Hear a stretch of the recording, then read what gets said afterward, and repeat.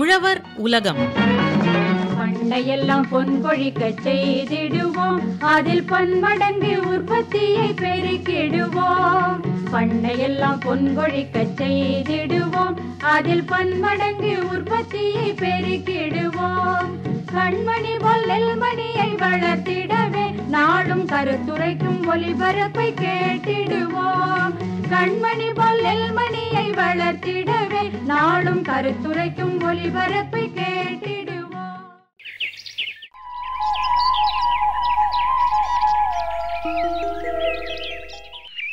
ஏன் மீனா, போன மாசம் புடவைக்காரர் வந்து காசு வாங்கிட்டு போனாரா? இல்ல பட்டக்கா, நேத்துக்கு ஃபோன் பண்ணி கேட்டேன். இன்னைக்கு வந்து 2 மாச காசையும் வாங்கிட்டு போறதா சொன்னாருக்கா. அடடா, என்ன மீனா இப்படி சொல்ற? எனக்கு கொஞ்சம் வெளியில போக வேண்டிய வேலை இருக்கே, என்ன பண்றது? சரிக்கா, அப்ப நான் வேணா அவரை நாளைக்கு வர சொல்லட்டுமா? ஏன் மீனா, நீ வீட்டில் தானே இருப்ப இன்னைக்கு? உங்ககிட்ட காசை கொடுத்துட்டு போகிறேன், புடவைக்காரர் வந்தால் கொடுத்துரு. அக்கா அக்கா, நானும் கொஞ்சம் வெளியில போக வேண்டியிருக்குக்கா. 2 நாள் கழிச்சே புடவைக்காரரை வர சொல்லுவோம். வரும்போது நல்ல புடவைகளாக கொண்டு வர சொல்லுவோம்க்கா. ஏன்னா ஆடி மாதம் வந்துடுச்சுல, என் நாத்தனாருக்கு வரிசையில் புடவை வச்சு கொடுக்க வேண்டியிருக்கு. அதனால கட்டாயம் புடவை எடுக்கணும்க்கா. சரி மீனா, அப்படியே சொல்லு. ஆனால் கண்டிப்பாக 2-3 நாள் கழிச்சு வந்துட சொல்லு, இல்லைனா கையில் இருக்க காசெல்லாம் செலவழிஞ்சு போயிடும். ஆமாம், நீ ரொம்ப தூரம் போறியா என்ன? ஏங்க்கா, ஏன் கேட்குறீங்க?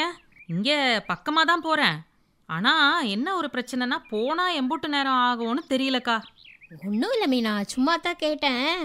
நீ போயிட்டு பொறுமையா வா, நானும் கிளம்புறேன், நேரம் ஆகுது.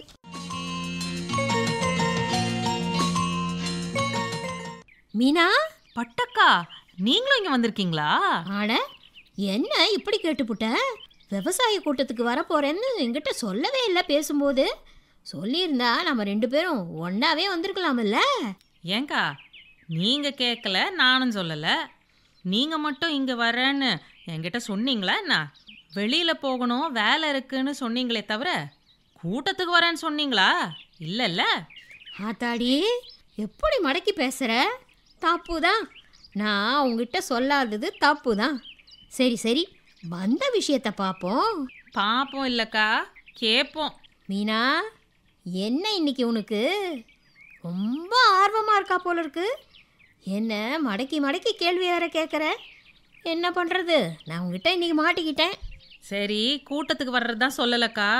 இன்னைக்கு யாரு என்ன விவரங்கள் பேச போகிறாங்க அது உங்களுக்கு தெரியுமா? அதையாவது சொல்லுங்க. சொல்லாம என்ன? குறைந்த முதலீட்டில் அதிக லாபம் தரும் நண்டு கொழுப்பேற்றும் தொழில்நுட்பங்கள் பற்றி பொன்னேரி டாக்டர் எம்ஜிஆர் மீன்வள கல்லூரி மற்றும் ஆராய்ச்சி நிலைய பண்ணை மேலாளர் நான் ரம்யா அவங்க விவரங்களை சொல்ல போகிறாங்க. விவரங்களை தெளிவாக கேட்டுப்போம். நம் நாட்டில் மீன் வளர்ப்பு, இறால் வளர்ப்பு போன்று நண்டு வளர்ப்பும் மிக முக்கிய லாபகரமான தொழிலாக வளர்ந்து வருகிறது. உலகத்தில் பார்த்திங்கன்னா 4500 வகை நண்டுகள் இருக்கின்றது. இதுலேயும் இந்தியாவில் 700 வகை நண்டுகள் காணப்படுகின்றது. இதுலேயுமே 6 அல்லது 7 வகைகள் மட்டுமே சாப்பிட்றதுக்கு உகந்ததாக இருக்கிறது. என்ன நண்டுகள்லாம் பார்த்திங்கன்னா முக்கன் நண்டு, நீல நண்டு, சிலுவை நண்டு, ஆரஞ்சு நண்டு, பச்சை நண்டு போன்ற நண்டு இனங்கள் காணப்படுகின்றன. இதில் பெரும்பாலான நண்டுகளை பிடித்த சிறிது நேரத்திலேயே இவை இறக்கும் தன்மை கொண்டது. ஆனால் களிநண்டுகள்னு பார்த்தோன்னா 1 வாரம் வரை கூட உயிரோடு இருக்கும் என்பதனால இது சிங்கப்பூர், மலேசியா போன்ற உள்ளிட்ட வெளிநாடுகளில் உயிருடன் ஏற்றுமதி செய்யப்படுகிறது. அதிலும் குறிப்பாக அவற்றின் சதை அதிகமாகவும் சுவையாகவும் மிருதுவாகவும் இருப்பதனால அதை அதிக விலை கொடுத்தும் வாங்க யாரும் தயங்குவதில்லை. இந்த நண்டின் விலை மதிப்பு அதிகமாக இருப்பதனால களிநண்டுகளை கொழுப்பேற்றுதல் முறை மூலம் வளர்ப்பதன் மூலம் குறைந்த காலத்தில் அதிக எடையை பெற முடியும். கொழுப்பேற்றும் தொழில்நுட்பத்தில் உள்ள செலவுகளை ஒப்பிட்டு பார்க்கையில் லாபங்கள் மிக அதிகமாக இருப்பதனால நண்டு கொழுப்பேற்றுதல் தொழில்நுட்பங்களில் மக்கள் படிப்படியாக ஆர்வம் காட்டி வருகின்றனர். நண்டுகள் கிடைக்கக்கூடிய இடங்கள் அப்படின்னு பார்த்தோன்னா இவை வெப்பமண்டல, துணை வெப்பமண்டல மற்றும் மிதமான வெப்பமண்டல பகுதிகளில் கடற்கரை ஓரங்களில் காணப்படுகிறது. இவ்வகை நண்டுகள் கடலில், சதுப்பு நிலங்களில், களிமண் நிறைந்த இடங்கள், ஆறுகளில் களிமண் அதிகம் உள்ள பகுதிகளிலும் இவை இருப்பதால் களிநண்டுகள் என அழைக்கப்படுகின்றது. களிநண்டுகளின் விதை நண்டுகள் பார்த்திங்கன்னா ஐப்பசி முதல் மாசி மாதம் வரை கிடைக்கின்றது. நண்டு கொழுப்பேற்றும் முறைகள் பார்த்தோன்னா இயற்கை சூழலில் நண்டு கொழுப்பேற்றுதல் மிகவும் சிறந்ததாக இருக்கும். இதில் முதிர்ச்சியடைந்த ஆண் நண்டுகள் மற்றும் பெண் நண்டுகள் 2 நண்டுகளையுமே நம்ம கொழுப்பேற்றுதலுக்கு பயன்படுத்தலாம். மீன் பிடிக்கும் போது ஓடுருத்த நண்டுகள் தான் அதிகமாக கிடைக்கிறது. இந்த ஓடுருத்த நண்டுகளோட விலை மதிப்புன்னு பார்த்தோம்னா மிகவும் குறைவாக தான் இருக்கும். இந்த ஓடுருத்த நண்டுகளை நம்ம கொழுப்பேற்றுதலுக்கு பயன்படுத்துவதன் மூலமாக அவற்றின் விலையை மிகவும் அதிகப்படுத்தலாம். முதிர்ச்சியடைந்த நண்டுகளை நம்ம விற்பனைக்கு ஏதுவான எடை அளவு வர்ற வரைக்கும் குறுகிய காலத்தில் நம்ம கொழுப்பேற்றி விற்பதன் மூலம் அதிக லாபமும் பெறலாம். நண்டு கொழுப்பேற்றுதலானது 20 முதல் 30 நாட்கள் வரை மேற்கொள்ளலாம். கொழுப்பேற்றுதலுக்கு எடுக்கும் நேரம்னு பார்த்தோன்னா நண்டோட எடை, நீரின் வெப்பநிலை, தீவனம் ஆகியவற்றை பொறுத்து அமையும். கொழுப்பேற்றுதலின் புரத உள்ளடக்கம்னு பார்த்தோன்னா 8 முதல் 15% வரை அதிகரிக்கும். நண்டுகள் 30 நாட்களுக்கு ஒரு முறை தோலுரித்து கொள்ளும். இது நண்டின் வளர்ச்சியை அதிகரிக்க ஏதுவாக அமையும். பொதுவாக 150 to 500 கிராம் எடையுடைய நண்டுகளை கொழுப்பேற்றுதலுக்கு பயன்படுத்தும் போது 230 to 650 கிராம் எடை வரை அது கிடைக்கும். பொதுவாக நண்டு கொழுப்பேற்றுதல் முறையானது குளங்கள், தொட்டிகள், அடைப்பு முறை, அடுக்குமுறை மற்றும் கூண்டுகள் போன்றவற்றில் மேற்கொள்ளலாம். குளத்தில் கொழுப்பேற்றுவதற்கு நண்டுகள் பார்த்திங்கன்னா 100 to 300 கிராம் எடையுடைய நண்டுகளை பயன்படுத்தலாம். 1/2 கிலோலேருந்து 1 கிலோ நண்டுகளையும் கொழுப்பேற்றுவதற்காக பயன்படுத்தலாம். இது நண்டின் எடையை பொறுத்து கொழுப்பேற்றுவதற்கு 15 to 30 நாட்கள் வரை அது ஆகும். மேலும் குளத்து நீரோட ஆழமானது குறைஞ்சது 5 அடியாவது இருக்க வேண்டும். குளத்தில் மணல் அல்லது களிமண் பரப்பு அதிகமாக இருந்துச்சுன்னா நண்டு கொழுப்பேற்றுதலுக்கு மிகவும் சிறந்ததாக இருக்கும். பொதுவாக நண்டுகள் ஒவ்வொன்றும் அடித்து கொள்ளும் தன்மையுடையதுனால இதை தவிர்ப்பதற்காக குளங்களில் நண்டுகள் மறைந்து கொள்வதற்காக PVC குழாய்கள் மற்றும் மண் ஓடுகள், மண் தொட்டிகள் போன்றவற்றை நாம் உபயோகப்படுத்தலாம். மேலும் நண்டுகள் தப்பிப்பதை தடுக்க மூங்கில் கம்புகள் மற்றும் வலைகளை பயன்படுத்தி பாதுகாப்பு கட்டமைப்பு அமைக்க வேண்டும். இதனால் நண்டுகள் தப்பிப்பதை தடுக்க முடியும். குளத்தில் நண்டு கொழுப்பேற்றுதலுக்கான இருப்பு அடர்த்தியானது 1 மீட்டர் ஸ்கொயருக்கு 1 முதல் 3 நண்டுகள் வரை நாம் இருப்பு செய்யலாம். எடுத்துக்காட்டு ஒரு 0.1 ஹெக்டேர் குளத்தில் பார்த்திங்கன்னா 300 முதல் 350 கிலோ நண்டுகளை நாம் உற்பத்தி செய்ய முடியும். நன்றாக பராமரித்தோன்னா நம்ம குளங்களில் ஒரு வருடத்துக்கு 8 முறை இந்த வளர்ப்பை மேற்கொள்ளலாம். இவற்றில் 80 to 85% வரை பிளப்பு திறனை நம்ம பெற முடியும். அடுத்து பார்த்திங்கன்னா கூண்டுகளில் நண்டு கொழுப்பேற்றுதல். கழிமுக நீர்நிலைகள் மற்றும் பெரிய குட்டைகளில் மிதக்கும் வலைக்கூண்டு அல்லது மூங்கில் கூண்டு ஆகியவற்றை பயன்படுத்தி நம்ம நண்டு கொழுப்பேற்றுதலை மேற்கொள்ளலாம். அதில் அதிக அடர்த்தியுடைய பாலியத்திலின் மற்றும் மூங்கில் கம்புகள் கொண்டு கூண்டுகளை உருவாக்கலாம். கூண்டின் சிறந்த அளவு அப்படின்னு பார்த்தீங்கன்னா 3 மீட்டர் நீளமும் 2 மீட்டர் அகலமும் 1 மீட்டர் உயரமும் சிறந்ததாக இருக்கும். கூண்டுகளை நம்ம வரிசையாக அமைப்பதன் மூலம் நண்டுகளுக்கு உணவளிப்பது மிகவும் எளியதாக இருக்கும். ஸோ கூண்டுகளில் பார்த்திங்கன்னா ஒரு சதுர மீட்டருக்கு 10 நண்டுகள் என இருப்பு செய்யலாம். கூண்டுகளில் நண்டு இருப்பு செய்யும்போது நண்டோட கொடுக்கின் நுனியை கிள்ளிட்டு அதுக்கடுத்து நண்டுகளை இருப்பு செய்ய வேண்டும். இதனால் நண்டுகளுக்கு இடையான தாக்குதலை குறைக்க முடியும். குறைந்தது 100 கிராம் முதல் 300 கிராம் எடையுடைய நண்டுகளை கூண்டுகளில் கொழுப்பேற்றுதலுக்கு பயன்படுத்தலாம். இவற்றை கொழுப்பேற்றும் நாட்களானது பார்த்திங்கன்னா 15 to 30 நாட்கள் ஆகும். அடுத்து அடுக்கு கூண்டு முறையில் நண்டு கொழுப்பேற்றுதல். இந்த முறையில் கூண்டுகளை அடுக்கி வைக்கப்பட்டு அதில் நண்டுகளை தனித்தனியாக வளர்க்கலாம். இந்த அடுக்கு கூண்டு முறையில் கூண்டுகளானது கிடைமட்ட வரிசையிலும் செங்குத்து வரிசையிலும் பெட்டிகளை அமைத்து கொழுப்பேற்றுதலுக்கு மேற்கொள்ளலாம். ஒவ்வொரு கூண்டுகளிலும் சுத்திகரிக்கப்பட்ட நீர் சுழற்சி மற்றும் நீரின் அளவை பராமரிப்பதற்கான குழாய்களும் பொருத்தப்படணும். நண்டுகள் தப்பிப்பதற்கு தவிர்ப்பதற்காக ஒவ்வொரு கூண்டுகளும் கதவு போன்ற அமைப்பை கொண்டிருக்க வேண்டும். இந்த முறையில் பார்த்திங்கன்னா அதிக நிலத்தை மிச்சப்படுத்தலாம். இந்த முறையில் இயற்கை பேரழிவு, நீரின் வெப்பநிலை, தன்னினத்தை பிடித்து உண்ணும் பழக்கம் ஆகியவற்றை தவிர்க்க முடியும். இந்த முறையில் தனித்தனியான நண்டுகளை வளர்ப்பதனால சிறந்த தரத்துடனும் அதிக எடையுடனும் நமக்கு கிடைக்கும். நண்டு தீவனம் மற்றும் தீவனம் கொடுக்கும் முறை. நண்டுகளுக்கான தீவனங்களான மத்தி மீன், கீச்சான், திருக்கை, கெளுத்தி, சிறிய இறால்கள், சாலை மீன், கழிவு மீன்கள் மற்றும் விலங்கின கழிவுகள் மற்றும் இறைச்சி போன்றவற்றை நண்டுகள் விரும்பி உண்ணும். நண்டுகளின் வளர்ச்சிக்கென நன்னீர் மற்றும் உவர்நீர் நத்தைகளை உணவாக தரலாம். நண்டுகளின் எடையில் பார்த்தீங்கன்னா 5 to 10% அளவில் தினமும் நம்ம உணவிடணும். பெரும்பாலும் 40% உணவை காலை வேளைகளிலும் 60% உணவுகளை மாலை வேளைகளிலும் அளிக்க வேண்டும். தீவன தட்டுகள் மூலமாக நம்ம உணவிடும் போது நண்டுகளுக்கு உணவு எவ்வளோ தேவையோ அந்த தேவைகளை அறிந்து தீவன அளவை அதிகரித்தோ அல்லது குறைத்தோ நம்ம உணவளிப்பதன் மூலம் தீவன செலவுகளையும் நம்ம குறைக்கலாம். நண்டு கொழுப்பேற்றுதலின் நீரின் தரம். நண்டு கொழுப்பேற்றுதலின் நச்சு பொருட்கள் மற்றும் பாசிகள் உருவாவதை தடுக்க தினசரி சுத்தம் செய்ய வேண்டும். இப்போ கூண்டுகளில் நண்டு கொழுப்பேற்று பண்ணும்போது அந்த கூண்டுகளை தினசரி சுத்தம் செய்து வைத்திருக்க வேண்டும். இதே குளங்களில் நம்ம நண்டு கொழுப்பேற்றுதலை மேற்கொள்ளும் போது அதில் 20% நீரை மாற்றம் செய்வது மிகவும் நல்லது. நண்டு கொழுப்பேற்றுதல் குளத்தில் நீராவியாதல் ஏற்படும் இழப்பை ஒரு வாரத்துக்கு ஒரு முறையாவது நாம திருப்பி தண்ணீர் நிரப்பி சரி செய்ய வேண்டும். ஏன்னா குளத்துல தண்ணி நீரோட்டம் அதிகமாக இருக்காது.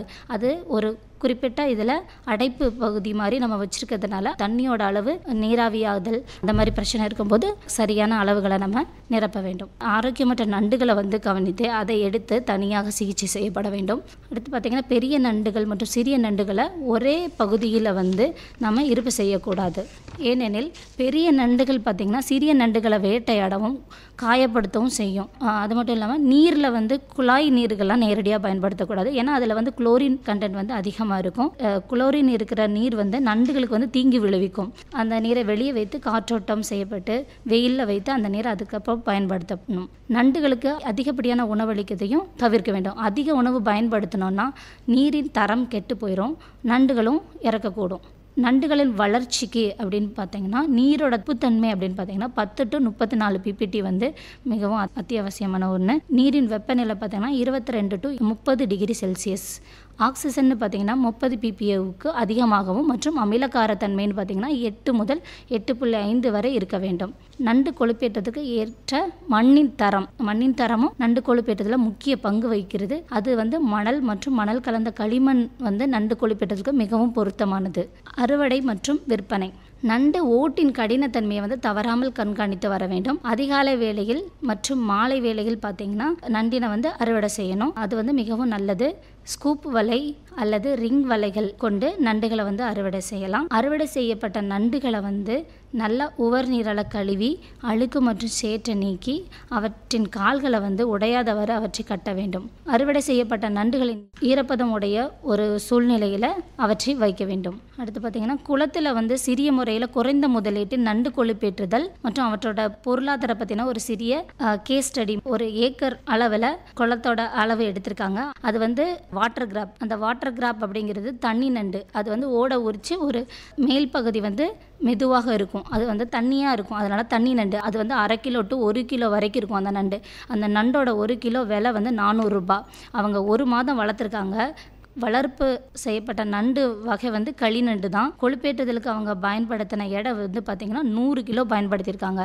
அதோட விலைன்னு பார்த்தோன்னா 100 கிலோ 40,000 ரூபாய் ஆகும். இது அவங்க அதுக்கு பயன்படுத்தின தீவனங்கள் அப்படின்னு பார்த்தீங்கன்னா தீவனத்தோட விலைன்னு பார்த்தீங்கன்னா 6,000 ரூபாய் இருக்கும். ஒரு மாதம் கழித்து ஒரு 100 கிலோ போட்டது 110 to 120 கிலோ அவங்களுக்கு கிடைச்சிருக்குது. ஸோ அதோட பிழைப்பு திறனுமே 80 to 85% அவங்களுக்கு கிடைச்சிருக்கு. மொத்த வருமானம்னு பார்த்தீங்கன்னா 1,44,000 அவங்களுக்கு கிடைச்சிருக்கு. அதில் மொத்த செலவு போக அவங்களுக்கு நிகர லாபம் பார்த்தீங்கன்னா 98,000. ஸோ சந்தை விற்பனை விலை அடுத்து பார்க்கலாம். சந்தை விற்பனை விலை என்பது தற்போது சந்தையின் தேவையை பொறுத்து மாறுபடுகின்றது.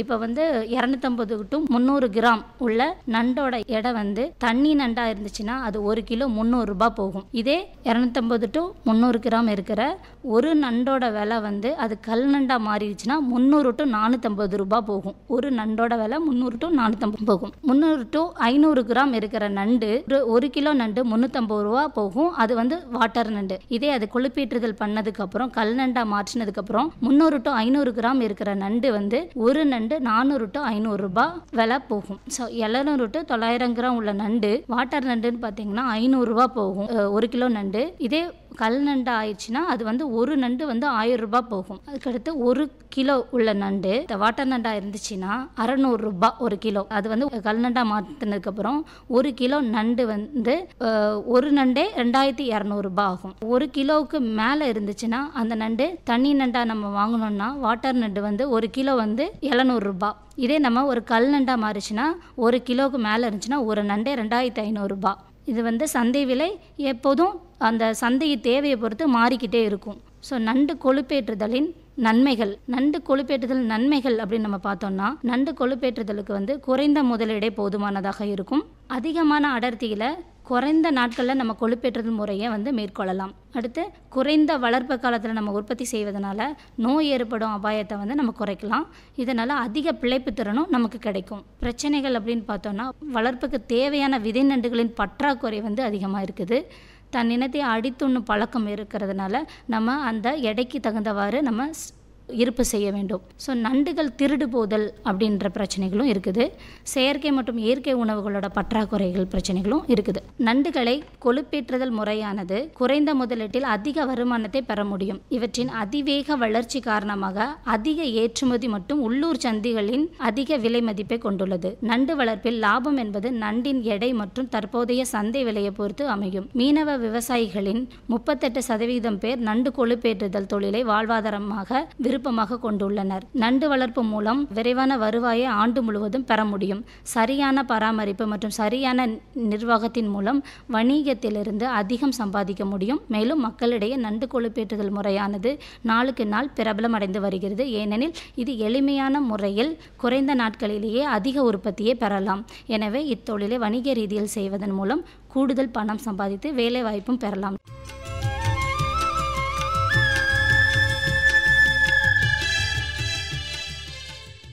மீனா, குறைந்த முதலீட்டில் அதிகம் லாபம் தரும் நண்டு கொழுப்பேற்றும் தொழில்நுட்பங்கள் பற்றி பொன்னேரி டாக்டர் எம்ஜிஆர் மீன்வள கல்லூரி மற்றும் ஆராய்ச்சி நிலைய பண்ணை மேலாளர் ரம்யா அவங்க சொன்ன விவரங்கள் அருமையா இருந்துச்சுல்ல? ஆமாக்கா, அற்புதமான விவரங்களை அள்ளி தந்து போட்டாங்களே. நுணுக்கமான பல விவரங்களை தெரிஞ்சுக்க இது ஒரு நல்ல வாய்ப்பா இருந்ததுக்கா. நல்லா சொன்ன மீனா. விவரங்கள் நம்ம தேடி வரும்போதே அதை முழுசா தெரிஞ்சுக்கணும். அப்பதான் நம்ம வாழ்க்கையில ஒரு செயலை செய்ய ஆரம்பிக்கும் போது முழு நம்பிக்கையோட நம்ம செயல்பட முடியும். சரியா சொன்னீங்க பட்டக்கா. நம்ம வாழ்க்கையில சாதிக்கணும்னா என்ன பண்ணணும் தெரியுமா? என்னக்கா பண்ணணும்? சரியான விவரங்களை சரியான நேரத்தில் தெரிஞ்சுக்கணும். அதன்படி செயல்பட்டா சாதனை நம்மளை தேடி வரும். அப்படி போடுங்கக்கா.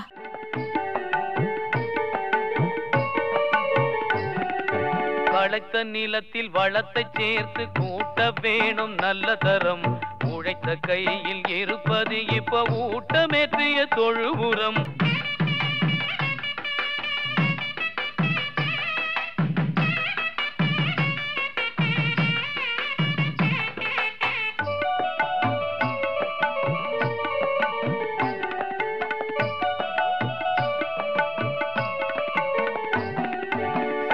வளர உணவு சத்து சிறந்த முறையில் கிடைத்திடும். கரைத்த நிலையில் இல்லாத சத்தும் கரைந்து வேரை அடைந்திடும். விளைச்சல் பெருகிடும், நூற்புழுக்கள் அருகிடும். களைத்த நிலத்தில் வளத்தை சேர்த்து கூட்ட வேணும் நல்ல தரம். உழைத்த கையில் இருப்பது இப்ப ஊட்டமேற்றிய தொழு உரம்.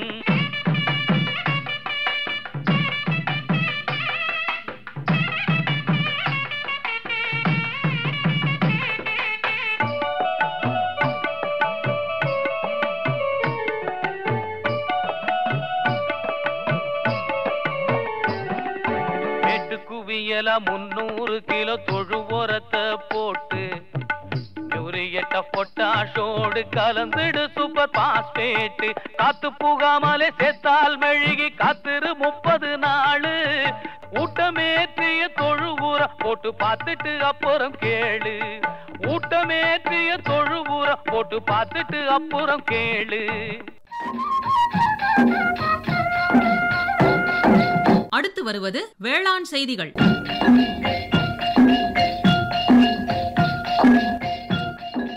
அங்கக வேளாண்மைக்கேற்ற ஊட்டச்சத்து மேலாண்மை. அங்கக விவசாய முறைகளில் பயிருக்கு தேவையான ஊட்டச்சத்தை அளிப்பதற்கும் நீடித்த நிலையான விவசாயத்திற்கும் மண் வளத்தை மேம்படுத்துவது மிகவும் இன்றியமையாததாகும். இதற்கு மண்ணின் கரிம அளவை கூட்டுவதற்கு தேவையான ஒருங்கிணைந்த அங்ககம் சார்ந்த தொழில்நுட்பங்களை கையாள வேண்டும். இவை பயிர்களுக்கு தேவையான ஊட்டச்சத்துக்களை வழங்குவதோடு சாதகமான ரசாயன மற்றும் இயற்பியல் பண்புகளை உருவாக்குவதன் மூலம் மண்ணின் வளத்தை மேம்படுத்துகின்றன. பயிரின் வளர்ச்சி மற்றும் விளைச்சலுக்கு 17 வகையான ஊட்டச்சத்துக்கள் அவசியமாகும். அவை கரிமம், hydrogen, oxygen, nitrogen, phosphorus, potassium, calcium, magnesium, sulphur, இரும்பு, துத்தநாகம், தாமிரம், மாங்கனீஸ், போரான், மாலிப்டினம், நிக்கல் மற்றும் குளோரின் ஆகும். இவை தவிர சோடியம், சிலிக்கான், செலேனியம், கோபால்ட் போன்றவை பயிரின் வளர்ச்சிக்கு நன்மை பயக்கும் தனிமங்கள் என அறியப்படுகின்றன. இவற்றுள் முதல் 3 சத்துக்களை பயிர்கள் ஒளிச்சேர்க்கையின் மூலம் பெற்றுக்கொள்கின்றன. பயிரின் வளர்ச்சிக்கு தேவையான மற்றும் பேரூட்டங்கள் மற்றும் நுண்ணூட்டங்களை எவ்வாறு அங்கக முறையில் அளிப்பது என்பதை அறிந்து கொள்ளலாம். அங்கக வேளாண்மையில் ஊட்டச்சத்துக்கான ஆதாரங்கள். அங்கக முறையில் பயிருக்கு தேவையான ஊட்டச்சத்துக்களை இந்த ஆதாரங்களை கொண்டு அளிக்கலாம். அங்கக திட உரங்கள், பயிர் கழிவுகள் மற்றும் பசுந்தாள் உரங்கள், பயிர் சுழற்சி மற்றும் ஊடுபயிர் பயிரிடுதல், நவதானிய பயிரிடுதல், அங்கக திரவ உரங்கள், உயிர் உரங்கள், செறிவூட்டப்பட்ட மக்கிய உரங்கள், அங்கக திட உரங்களான இயற்கை உரங்கள் தாவர மற்றும் விலங்குகளின் கழிவுகளிலிருந்து தயாரிக்கப்படுகிறது. பயிரின் உற்பத்தி திறனை மேம்படுத்துவதற்காக விலங்குகள், மனிதன் மற்றும் காய்கறிகளின் கழிவுகளை சேகரித்து பயன்படுத்துதல் என்பது வேளாண்மையில் தொன்று தொட்டு வழக்கத்தில் இருக்கிறது. இவ்வகையான இயற்கை உரங்கள் பருமனான மற்றும் செறிவுமிக்க அங்கக உரங்கள் என 2 வகைப்படும். பருமனான உரங்கள் குறைந்த அளவிலான சத்துக்களை தன்னகத்தை கொண்டுள்ளதால் அதிக அளவில் பயிருக்கு இட வேண்டும். பண்ணை உரம், மக்கிய தொழு உரம், ஆட்டு எரு, கோழி எரு, பசுந்தாள் உரங்கள் போன்றவை பருமனான உரங்களின் ஆதாரங்கள் ஆகும். செறிவுமிக்க அங்கக உரங்கள் பருமனான அங்கக உரத்தை காட்டிலும் அதிக அளவு ஊட்டச்சத்தை கொண்டிருக்கும். இவற்றில் எண்ணெய் புண்ணாக்கு வகைகள், இரத்த குருதி எரு, மீன் கழிவு போன்றவை அடங்கும். இவை மெதுவாக சிதைவுற்று நீண்ட நாட்களுக்கு தழைச்சத்தை பயிர்களுக்கு அளிக்கும். இந்த இயற்கை உரங்கள் பேரூட்டங்கள் மட்டுமின்றி பயிருக்கு தேவையான நுண்ணூட்டங்களையும் சமச்சீரான அளவில் அளிக்கின்றது. பயிர் கழிவுகள் மற்றும் பசுந்தாள் உரங்களை பற்றி தெரிந்து கொள்வோம். பயிர் கழிவுகள் மற்றும் பசுந்தாள் உரங்கள் போன்ற தாவர அடிப்படையிலான பொருட்களை சேர்ப்பதால் கரிமம் மற்றும் ஊட்டச்சத்துக்களின் அளவு மண்ணில் அதிகரிக்கும். குறிப்பாக பசுந்தாள் உரங்கள் தழைச்சத்தினை நிலைப்படுத்துதல் மற்றும் ஊட்டச்சத்து ஒருங்கிணைப்புக்கு உதவுகின்றன. மேலும் பயிர் எச்சங்கள் மண் கட்டமைப்பை மேம்படுத்தி மண் அரிப்பை தடுப்பதோடு இதர அத்தியாவசிய ஊட்டச்சத்துக்களையும் பயிருக்கு அளிக்கின்றன. பசுந்தாள் உரங்களான சணப்பை, தக்கைப்பூண்டு, கொள்ளு, நரிப்பயிறு, கொத்தவரை போன்ற பயறு வகை பயிர்களை பயிரிட்டு போதுமான வளர்ச்சி அடைந்தவுடன் பூக்கும் தருணத்தில் மடக்கி உழுவதால் அடுத்து வரும் பயிருக்கு தேவையான தழைச்சத்தினை அளிக்க முடியும்.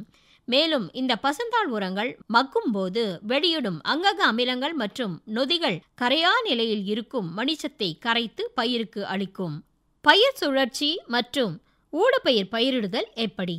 ஊட்டச்சத்து மேலாண்மை மற்றும் மண்வள மேம்பாட்டிற்கு பயிர் சுழற்சிகள் மற்றும் ஊடுபயிர்கள் முக்கிய காரணிகளாக விளங்குகின்றன. பயிர் சுழற்சி என்பது ஒரு விவசாய நிலத்தில் 2 அல்லது அதற்கு மேற்பட்ட வெவ்வேறு விதமான பயிர்களை ஒரே நிலத்தில் தொடர்ந்து பயிரிடுவது ஆகும். உதாரணமாக தானியங்கள் அல்லது கோதுமைக்கு பிறகு பயறு வகை பயிர்களை பயிரிடுவதால் காற்றில் உள்ள தழைச்சத்தினை மண்ணில் நிலைநிறுத்தி அடுத்து வரும் பயிருக்கு உதவும். இதேபோன்று முதன்மை பயிருக்கு இடையே வெவ்வேறு வகையான பல்முக பயிர்களை ஊடுபயிராக பயிரிடும்போது இவை வெவ்வேறு வேர் ஆழங்களை கொண்டிருப்பதால் மண்ணில் ஊட்டச்சத்துக்களின் சுழற்சிக்கும் அவற்றை திறம்பட பயிர் எடுத்துக்கொள்ளவும் ஒன்றிற்கு ஒன்று உதவுகின்றன. 2 முதன்மை பயிருக்கு இடைப்பட்ட காலத்தில் அல்லது கோடையின் இறுதியில் பல்வகை பயிர்களை விதைத்து பூக்கும் பருவத்தில் மடக்கி உழுவதால் மண்ணின் வளம் பெருகுவதோடு பயிர்களுக்கு ஊட்டச்சத்துக்கள் எளிதில் கிடைக்க வழிவகை செய்யும். பொதுவாக தானியங்களில் 2 வகை, எண்ணெய் வித்துக்களில் 3 வகை, பயறு வகைகளில் 3 வகை மற்றும் ஒரு பசுந்தாள் வகை என ஒவ்வொன்றும் 1 கிலோ வீதம் விதைத்தால் ஓர் ஏக்கருக்கு போதுமான ஊட்டச்சத்துக்களை சேர்க்க முடியும். இயற்கை விவசாயத்திற்கு என பயிரின் வளர்ச்சியை ஊக்குவித்து விளைச்சலை அதிகரிக்க பல்வேறு வகையான திரவ உரங்கள் பயன்படுத்தப்படுகிறது. முக்கியமாக பஞ்சகாவியா, ஜீவாமிர்தம், மீன் அமினோ அமிலம், மாட்டு கோமியம், மண்புழு உர வடிநீர், தசகாவியா ஆகியவை திர உரங்களாகும். இந்த திரவ உரங்கள் பயிருக்கு சத்துக்களை கொடுப்பதோடு வளர்ச்சி ஊக்கியாகவும் செயல்படுகின்றன. இவற்றை இலை வழியாகவோ அல்லது சொட்டு நீர் பாசன முறையிலோ அளிக்கலாம். நுண்ணுயிரிகள் கரிம பொருட்களை உடைப்பதிலும் ஊட்டச்சத்துக்களை பயிர்கள் எடுத்துக்கொள்ளும் வகையில் வெளியிடுவதிலும் முக்கிய பங்கு வகிக்கின்றன. இதனை ஜீவாமிர்த கஷாயத்தை 15 நாட்கள் இடைவெளியில் தொடர்ந்து பயிரிடப்பட்ட மண்ணில் நீர்ப்பாசனம் மூலம் அளிப்பதால் அடையலாம். ஒருங்கிணைந்த ஊட்டச்சத்து மேலாண்மையில் உயிர் உரங்களின் பயன்பாடு மிகவும் இன்றியமையாததாகும்.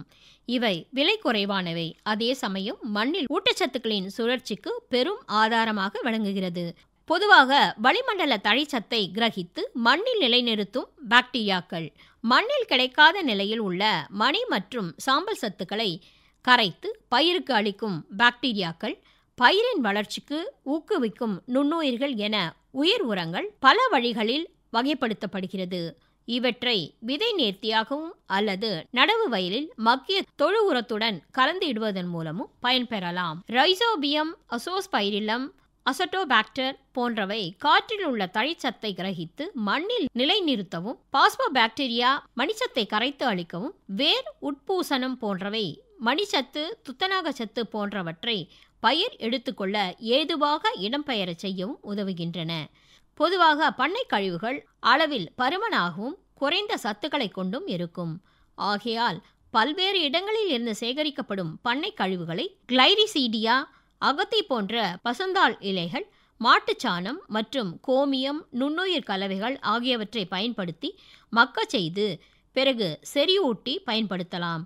இதற்கு நன்மை தரக்கூடிய நுண்ணுயிரிகளான அசட்டோபாக்டர், அசோஸ்பைரில்லம், சூடோமோனாஸ், பாஸ்போபாக்டீரியா மற்றும் ராக் பாஸ்பேட், சாம்பல் போன்ற உயிர் உரங்கள் 1 டன் மக்கிய உரத்துடன் கலந்து நிழலில் கடினமான தரையில் குவித்து 40% ஈரப்பதத்தில் 20 நாட்கள் அப்படியே வைத்திருக்க வேண்டும். இதில் கலக்கப்பட்ட நுண்ணுயிர்களின் எண்ணிக்கை அதிகபட்ச வளர்ச்சி அடைவதோடு அனைத்து சத்துக்களும் பயிர் எடுத்துக்கொள்ள ஏதுவான வகையில் மாற்றப்படும். மேலும் இவற்றில் உள்ள நொதிகள் மற்றும் அமிலங்கள் பயிரின் வளர்ச்சியை தூண்டுவதற்கும் உதவும். செறிவுமிக்க உரங்களான புண்ணாக்கு வகைகளை மக்கிய தொழு உரம் மற்றும் உயிர் உரங்களுடன் சேர்த்து செறிவூட்டப்பட்ட உரங்களாக மாற்றி பயன்படுத்தும் போது எண்ணெய் போன்ற கொழுப்பு பொருட்களில் எண்ணெய் சிதைவுறுதலும் விரைவாக நடக்கும். பயிருக்கு கிடைக்கும் சத்துக்களும் அதிகரிக்கும். இரும்பு, மேங்கனீஸ் மற்றும் துத்தநாகம் போன்ற நுண்ணூட்ட சத்துக்கள் தாவர ஆரோக்கியத்திற்கு மிக அவசியமாகும். எனவே விவசாயிகளே, ஊட்டச்சத்து மற்றும் மண்வள மேலாண்மை முறைகளை தொடர்ந்து கடைபிடிக்கும் போது தேவையான அளவு நுண்ணூட்ட சத்துக்கள் பயிர்களுக்கு கிடைப்பதோடு கரிம பொருளின் அளவும் சீராக நிர்வகிக்கப்பட்டு அவற்றினால் ஏற்படும் குறைபாடுகளால் பயிர்களுக்கு ஏற்படும் பாதிப்புகளும் குறைக்கப்படும், தவிர்க்கப்படும்.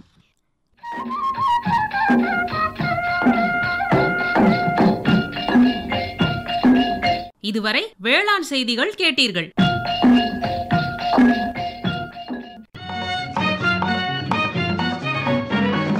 பண்டையெல்லாம் பொன் கொழிக்க செய்திடுவோம், அதில் பன்மடங்கு உற்பத்தியை பெருக்கிடுவோம். பண்டையெல்லாம் பொன் கொழிக்க செய்திடுவோம், அதில் பன்மடங்கு உற்பத்தியை பெருக்கிடுவோம். தொகுப்பில் உதவி CV பிரேமா சந்தோஷ். கண்மணி போல் நெல்மணியை வளர்த்திடவே நாடும் கருத்துரைக்கும் ஒலிபரப்பை கேட்டிடுவோம். அமைப்பு S முருகேசன். கண்மணி போல் நெல்மணியை வளர்த்திடவே நாடும் கருத்துரைக்கும் ஒலிபரப்பை கேட்டிடுவோம். இத்துடன் நிறைவு பெற்றது இன்றைய உழவர் உலகம் நிகழ்ச்சி. உண்ணும் பொருள் அத்தனையும் விளைத்திடுவோம், நித்தம் உழைப்பால் நில மகளை வணங்கிடுவோம். உண்ணும் பொருள் அத்தனையும் விளைத்திடுவோம், நித்தம் உழைப்பால் நில மகளை வணங்கிடுவோம். பொட்டலையும் பூம்பொழிலாய் திருத்திடுவோம், அதற்கு புத்தம் புது முறைகளையும் புகுத்திடுவோம். பொட்டலையும் பூம்பொழிலாய் திருத்திடுவோம், அதற்கு புத்தம் புது முறைகளையும் புகுத்திடுவோம். பட்டி தொட்டி சொர்க்கமாக பாடுபட்டே நம் பாரத சமுதாயத்தை உயர்த்திடுவோம். பட்டி தொட்டி சொர்க்கமாக பாடுபட்டே நம் பாரத சமுதாயத்தை உயர்த்திடுவோம்.